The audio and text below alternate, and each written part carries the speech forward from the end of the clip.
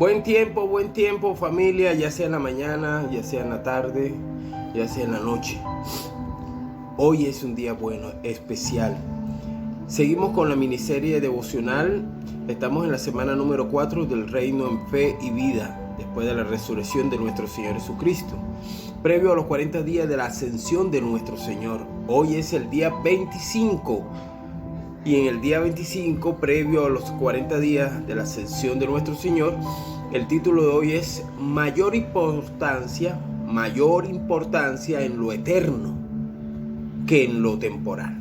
Escúchame, mayor importancia en lo eterno de Dios que a lo temporal. Y vamos a mirar las tres citas bíblicas, en la mañana, en la tarde y en la noche. En la mañana nos encontramos con el Salmo capítulo 89.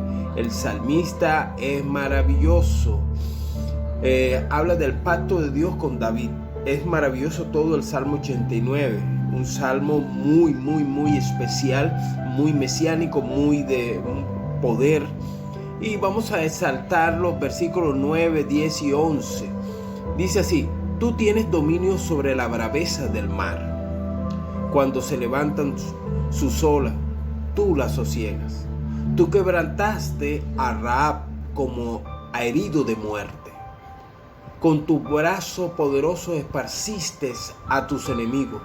Tuyos son los cielos, tuyo también la tierra, el mundo, su plenitud y todo lo que lo rodea, y todos los fundamentos.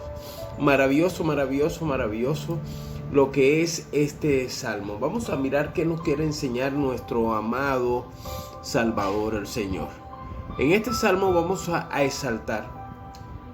Ahí en la página de devocionales de Fe y Vida puedes encontrar el audiolibro del Salmo 89 y algunos escritos que dejo ahí, porque no todo lo doy, sino hay cosas que doy y otras que quedan escritas para aquellos que quieren profundizar un poco más el estudio. En este día del devocional, el salmista declara el poder del Creador. Si notamos, está hablando y hace un énfasis: tú tienes dominio sobre la braveza, tú tienes dominio. Esto es maravilloso, poder nosotros como cristianos, como hijos de Dios, tener la certeza como la tuvo el salmista: tú tienes dominio. ¡Wow! Tú tienes dominio. Y habla de la fuerza del Creador que hizo y manifestó todo su poderío, su gobierno, y aún más en la braveza del mar. Sujetando completamente todas las olas, todo el poderío del mar. Pero hay algo aquí muy interesante cuando dice: tú tienes dominio sobre la braveza del mar. Cuando se levantan sus olas, tú las sosiegas. Pero aquí entra el punto a resaltar: tú quebrantaste a Rahab. Y podemos hacer un pequeño énfasis ahí sobre Rahab. Él habla sobre esa victoria que tuvo sobre el demonio marino de Rahab, el monstruo de los mares, que en la antigüedad, en ese tiempo, tenían como algo muy de ellos. Era la parte de esas mitologías, tanto egipcias, babilónicas, todo ese sector tenía muchas, si podemos decir, creencias en la parte de los monstruos, y más en esta parte del mar. Aquí hay un punto bien interesante que Rahab simboliza esa fuerza del universo, esa fuerza universal del océano, que todos los hombres que no tienen claro el poderío de Dios creen en las diferentes mitologías sobre esa parte del poderío. Pero nosotros vemos que Isaías 51, 9 al 10 y Salmos 74, 12 al 15 se hace un énfasis de ese Rahab que simboliza también a Egipto. Vaya, cuando Dios saca al pueblo de Egipto de una manera tremenda y lo libera. Pero también para nosotros hoy, Rahab es ese símbolo, si podemos decir, ese simbolismo del sistema de gobierno corrupto de los hombres. Cuando somos trasladados del sistema corrupto, del maligno, al sistema hermoso del reino de los cielos. Hemos sido trasladados del reino de las tinieblas al reino de la luz. Esto es maravilloso. ¿Qué otra cosa podemos resaltar aquí en este salmo? Podemos resaltar sin duda la manifestación del poderío de Dios. Tienes que mirar qué tanto tú le estás creyendo al Señor, qué tanto tienes la convicción del poder que el Dios Todopoderoso tiene. Y aquí el salmista, por eso lo debes de leer, el salmista está haciendo un análisis real de lo que el pueblo de Israel vivió, cómo Dios dividió el mar, la creencia de los egipcios de que nadie podía manipular el mar, porque el mar era para ellos un Dios. Pero se encuentra con el Creador. Este es maravilloso. El mundo pertenece a Dios, por eso es su Creador. Los cielos y la tierra, todo lo que constituye, todo es de Él. Nada está aislado de la soberanía. Nada está aislado de la soberanía. Entonces en esta mañana tú debes de meditar, una mañana de ayuno, porque hoy es día de ayuno, una mañana donde debes de estar meditando en su soberanía, que nada se le escapa al Señor. Hoy debes de tener esa certeza. Por eso debes de escucharlo o leer el Salmo para que te puedas deleitar y fortalecer tu vida espiritual. Toma un tiempo y medita ahí en el Señor y nos vemos ahorita en la tarde.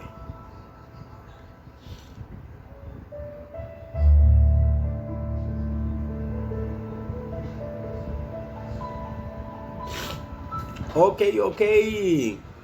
Ya nos encontramos ya en la tarde y en la tarde nos vamos a encontrar con un salmo, con Éxodo. Vamos a ver qué nos habla aquí el libro del Éxodo, capítulo 32, versículo 1. Vamos a resaltar el versículo 1, después resaltamos el versículo en sí, el versículo 1 y 7. Dice, usted todo lo va a leer o lo va a escuchar, todo el capítulo 32. Viendo el pueblo que Moisés tardaba, viendo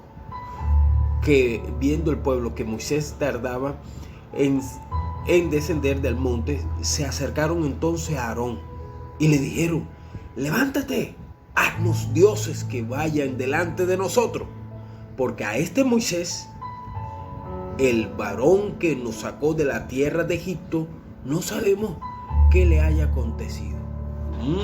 Tremendo. Ahí está todo el contexto para que usted vea. Versículo 7, mire la expresión del Señor.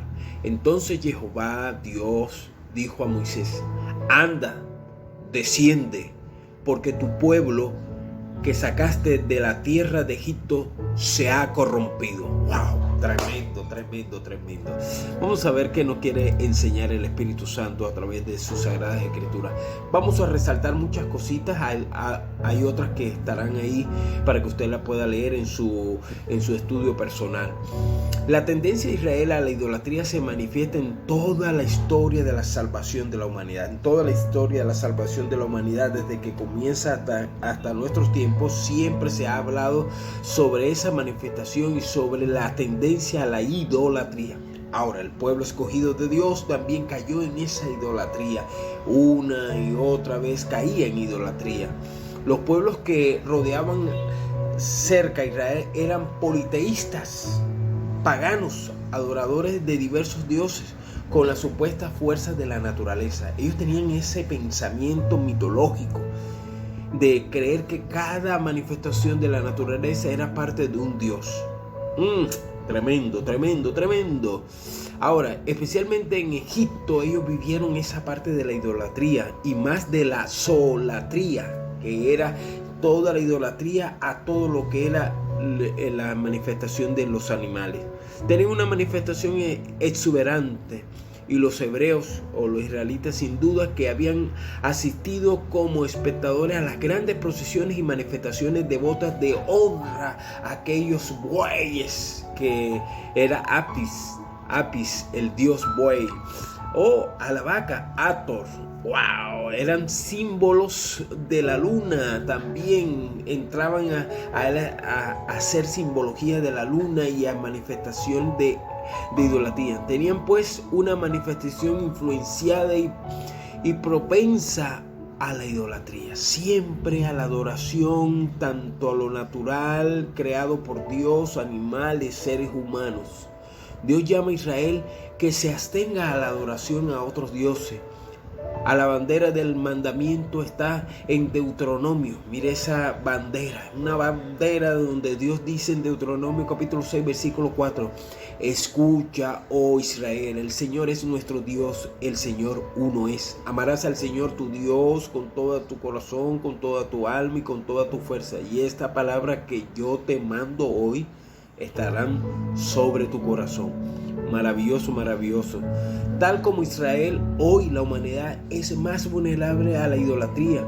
El entorno, ese entorno macro que tenemos ahora de las diversidades de pensamientos liberales, de diferentes pensamientos filosóficos de estos últimos tiempos, tanto de las diferentes ideologías que se están levantando en estos momentos, que van en contra de toda la estructura de lo que es la vida consagrada al Creador, la vida de adoración al Creador. La tendencia acerca de la zoolatría es mínima hoy. Es muy mínimo que hayan ciertos adoradores a animales, y como lo había en la antigüedad.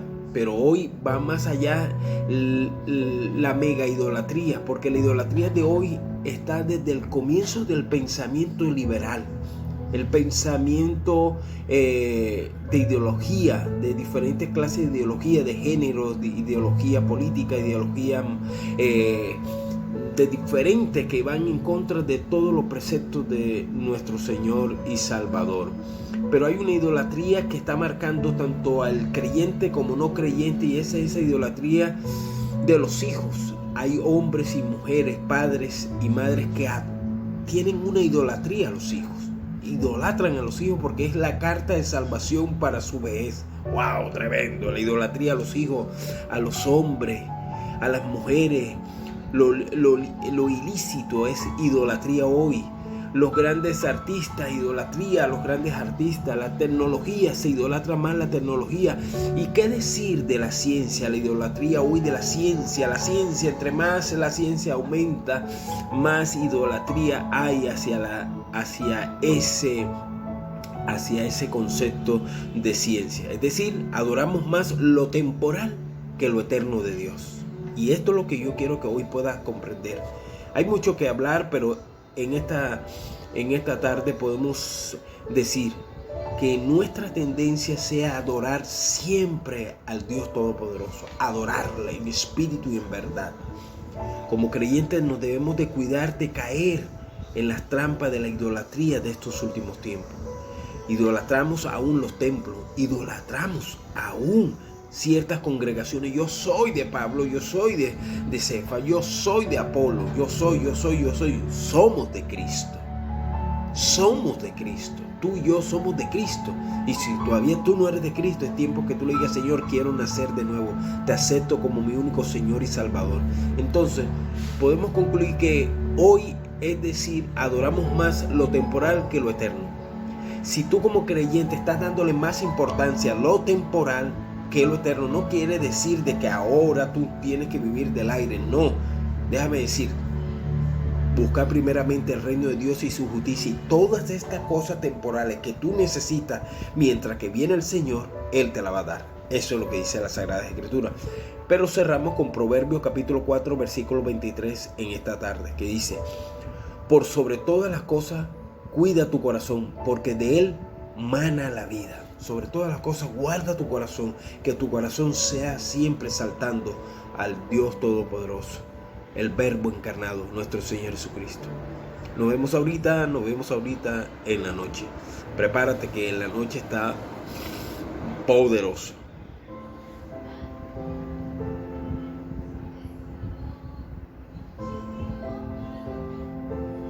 Ok, hemos llegado a la noche. Maravilloso. Yo todavía con pequeña gripita ya, pero bueno, Señor, ha sido maravilloso, ha sido maravilloso. Y en la noche vamos a saltar Hebreos capítulo 10. Continuamos con el capítulo 10 de Hebreos.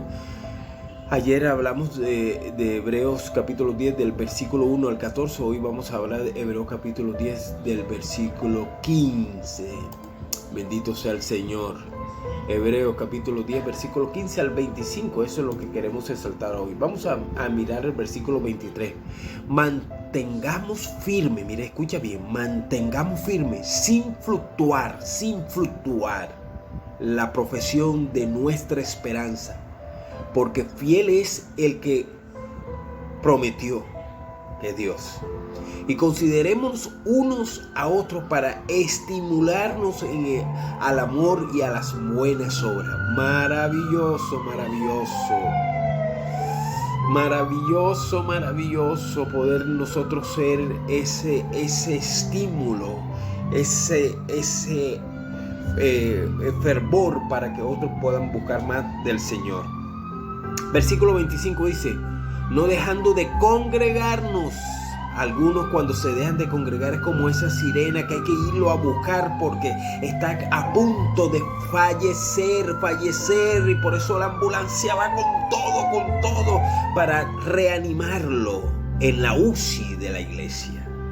Nosotros como comunidad somos muchas veces UCI para aquellos que ya vienen ya casi muertos, casi ya en las últimas, y el Señor coge y lo aviva nuevamente. Por eso que el versículo 25 dice: no dejando de congregarnos como algunos tienen por costumbre, sino exhortándonos, y tanto más cuando veis que aquel día se acerca. Esto es maravilloso.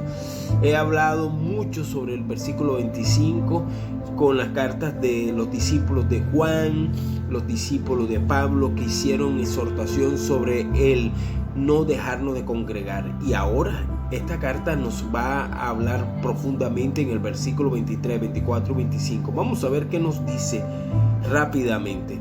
Podemos entrar aquí. Puede que el abandono de tales reuniones se debería al temor a la persecución. La exhortación que hace el escritor es una exhortación a una comunidad para que continúe en el culto, que siga adorando al Dios Todopoderoso. Pero puede que el abandono de tales reuniones se debería al temor de la persecución. Sí, ya estaba entrando esa persecución de los judíos, ya los romanos estaban entrando también. Pero es más probable que fuera simplemente una manifestación más de ese decaimiento del fervor que rayaba casi en la apostasía, contra el cual arremete este escritor. El apóstol arremete con fuerza. ¿Sabes por qué ellos estaban cayendo en este decaimiento? Porque todavía el templo no había sido destruido. Acuérdense que el templo es destruido en el año 70 y estamos ya a puertas del año 68, 69, cuando esta carta está circulando ya entre esta comunidad hebrea. Es una comunidad hebrea, netamente judía.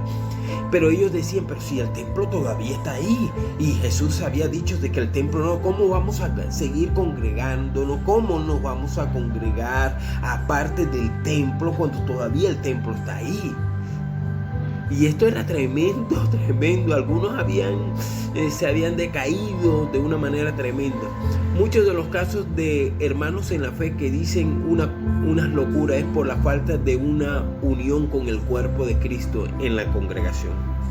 El autor ve la asamblea o la congregación como una situación particularmente importante, apropiada para el estímulo del amor, de la fe, para el alimento espiritual mutuo, para estar preparado para el gran día, ese gran día de la parucía, de la venida de nuestro Señor, como dice Romanos capítulo 13, Romanos capítulo 12 o primera carta de Corintios capítulo 3, versículo 13.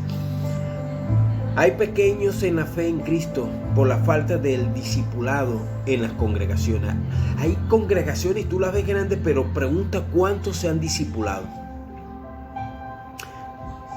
Esto es tremendo, es tremendo. Yo vengo de una comunidad histórica, porque sí, una comunidad histórica que me hizo mucho énfasis en el discipulado, en el evangelismo.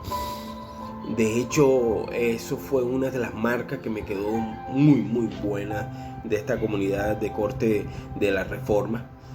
Y es que hoy se ha perdido mucho el discipulado. cuando no se disipula, cuando no se lleva una vida discipular, una vida devocional, la tendencia de algunos es no congregarse. Y este es el fenómeno de estos últimos tiempos después de pandemia. Ha entrado un decaimiento porque es espiritual, porque es un bombardeo, para que te sientes en la comodidad de tu casa solo a ver por televisión, por ya sea una tablet, ya sea un teléfono, ver el servicio. Está maravilloso siempre y cuando tú te congregues. De pronto no pudiste congregarte por fuerzas mayores, ese día lo puedes ver. O estás fuera del país o fuera de la ciudad y no sabes dónde congregarte por ahí, que aunque no hay excusa, uno se mete y escribe y te van a salir 10, 20 iglesias en un sector. Entonces, hoy en día es la falta de compromiso con el que murió en la cruz del Calvario. No hay esa pasión por aquel que murió en la cruz del Calvario. No hay. Porque si supiéramos el gran sacrificio que hizo Cristo Jesús en la cruz del Calvario, muchachos, tú el domingo no lo cogerías para ir a playa. Tú el domingo no lo cogerías para ir al gimnasio. Tú el domingo no lo cogerías para, entre comillas, hacer un taller de finanzas cuando tú pudiste hacerlo durante en otras temporadas. Es más, si quieres hacer algo el domingo, ves temprano a una congregación. Si vas a ir de viaje, vas de viaje y llegas al lugar de viaje, conéctate, pero ni aún así se conecta. La falta de tener un diario devocional te lleva a no escudriñar las escrituras, y cuando no escudriñas las escrituras, no la estudias, ¿sabes qué va a suceder? Tu estado de fe va menguando y tu carne, lo temporal, comienza a ocupar el primer puesto. Por eso que lo eterno va ligado a esa parte devocional, de esa parte de la unidad en el Espíritu Santo. Hay mucho que decir aquí. Una de las cosas que debemos es que no se nos olvide que el Señor viene por sus hijos. El congregarnos es para nosotros estar seguros, fuertes, entre hermanos, para no decaer. Si alguno está decaído, levantarlo en la fe, decirle: tranquilo, mi hermano, el que comenzó la buena obra en nosotros, Él la va a terminar. Estamos esperándolo. Yo sé que esto es momentáneo, esto es pasajero. Hoy estamos pasando por esto, pero mañana el Señor abrirá puertas. Dios abre puertas que nadie puede cerrar y cierra puertas que nadie puede abrir. Entonces, en esta noche, medita en Mateo capítulo 24, versículo 24 en adelante. Dice: porque se levantarán falsos cristos.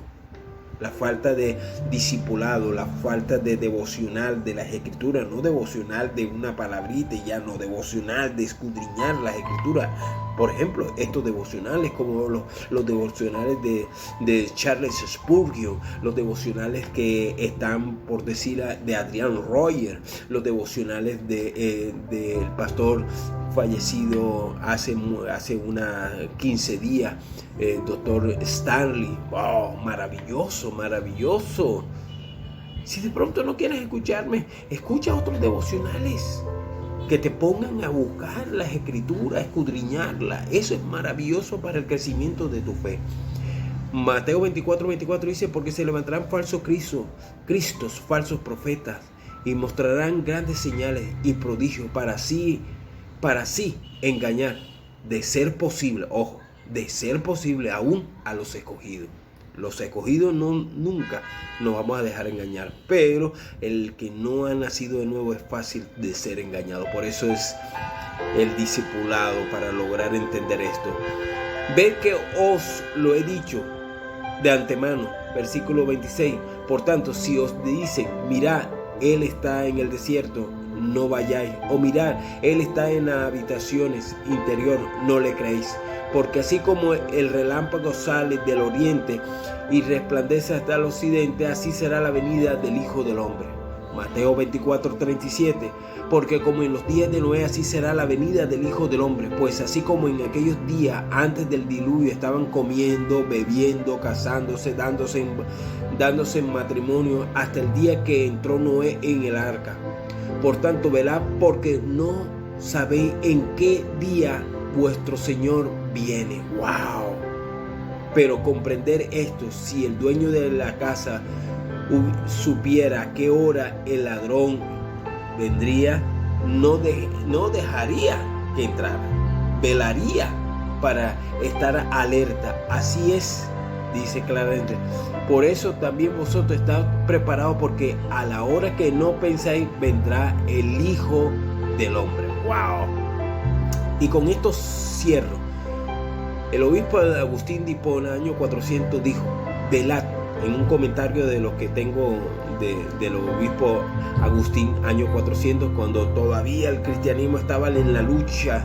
Después del 400, del 500 ya comenzaron a mezclarse mucho paganismo, pero bueno, eso será otra enseñanza. Dijo: velad, tanto solo aquellos a quienes entonces hablaba y lo oía, sino también a los que existieron después de ellos y antes que nosotros, y a nosotros mismos, y a los que existirán después de nosotros hasta su última venida, porque a todos concierne en cierto modo, pues ha de llegar aquel día para cada uno. Y cuando hubiere llegado, cada cual ha de ser juzgado, así como salga de este mundo. Y por esto ha de velar todo cristiano. Mire lo que dice Agustín: para que la venida del Señor no le encuentre desprevenido, pues aquel día encontrará desprevenido a todo aquel a quien el último día de su vida le haya encontrado desprevenido. ¡Wow! Y terminamos con el reformador Martín Lutero. Mira lo que dijo Martín Lutero. Estuvo pendiente de predicar a Cristo y él dijo: yo predico como si Cristo fuese crucificado ayer. Me gusta eso. Como si Cristo fuese crucificado ayer, resucitado hoy y fuese a volver mañana. Maravilloso, maravilloso, maravilloso. Entonces toma este tiempo para que puedas meditar en la palabra del Señor. Recuerda, modela la fe y la vida de Jesús a todos y en todo lugar. Bendiciones, bendiciones.